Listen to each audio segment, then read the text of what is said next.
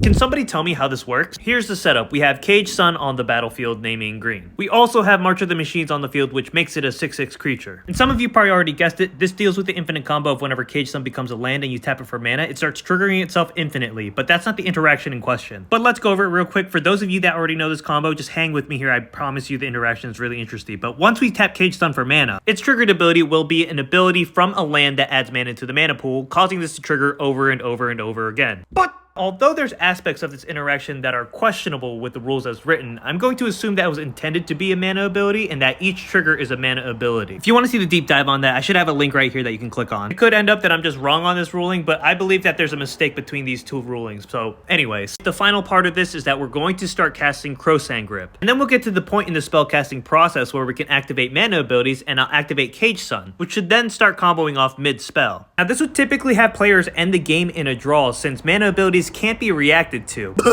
Remember, we're still in the middle of casting a spell. So my question is, are you able to activate another mana ability in between this infinite combo? Because even though mana abilities can't be reacted to, there are specific times when you're allowed to activate them. The reason why this combo can't be interacted with is because mana abilities still need priority in order to activate them. But another time you're able to activate them is whenever you're casting a spell or activating an ability that requires mana payment. And during that time, you don't need priority to activate it. But also, triggered mana abilities resolve immediately. There's no time in between for responses or trying to react to it. But since we're still in the middle of casting a spell or ability, there's no timing restrictions tied to any activated mana abilities. So could I just generate 1,000,000 green mana and then step in and sacrifice the Cage Sun to my Ashnod's altar to end this whole combo?